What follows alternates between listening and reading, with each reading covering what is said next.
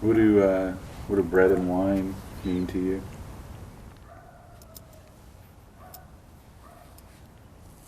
Well, this is a great mystery of Christianity, isn't it? That somehow the finite can contain the infinite, right? This is the Christ. The finite can contain the infinite. And then when the Christ says, "This is my body, this is my finite thing, given to you in an infinite way for an infinite purpose," we have to trust that. I mean, there's something so destabilizing and powerful in that practice of coming to the table and being fed with the brokenness of God. I mean, it's so counterintuitive to have a God whose power is in brokenness, right? That's just, who's going to make that up? Somebody had a terrible PR campaign. It's just like to come up with donkey? That. Come on, bro. Exactly. It's absurd, right? But it's like that foolishness that shames the wise, you know? So I don't know. Yeah, Eucharist, I'm a big fan.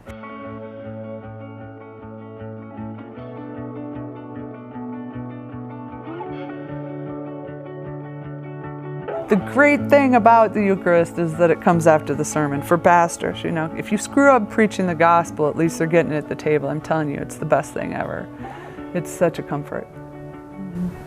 How have you, I don't know the question, but just in the life of like people coming from all different paths, like how is that united, that beautiful mess? Well, we actually say at the beginning of the liturgy that we have an open table, and what that means is that everybody without exception is invited to come forward and receive bread and wine, which for us is the body and blood of Christ. And we tell people if they choose not to commune, you can come forward and receive a blessing instead.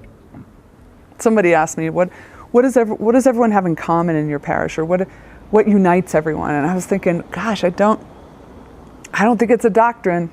You know, people believe all kinds of stuff in my church. But I think it's the belief in and the practice of an open table. That's like non-negotiable for us. And it's such a point of contention in the church, having an open table, which makes no sense to me at all, because if you look at the text, like pretty consistently, Jesus is having supper with the wrong people, right? I mean, God's upstairs going like, ah! Yeah, God, he's like, my son's the worst. It is like, he has supper with people who don't wash their hands properly, and the prostitutes and the tax collectors and all, you know, Pharisees. He doesn't care. He's having supper with all the wrong people. And the Last Supper's the worst. Look at what those guys were just about to do, right? And then what happens as soon as the church is set up? We're like, you know, one of our main jobs is making sure the wrong people don't come to the Lord's Supper. You know, it's like, it's just inconsistent to me. So having an open table to me is not about radical hospitality, like this sort of virtue we have of including everyone. No, it has to do with this God we have who includes everyone. I don't like it. I wish I could make the guest list, trust me. I don't enjoy the fact that all the people are welcome at this table, because it means that it's going to be people I don't agree with, or who I don't like, or they don't like me, or who piss me off, or whatever, or who I find I'm just uncomfortable with. People piss you off? Yeah, just a Wait, I thought you were a pastor. Only occasionally. Did your training tell you to? Only occasionally. So it's not about this, we're trying to be virtuous and so open and affirming and inclusive and all these things about us. This is about God.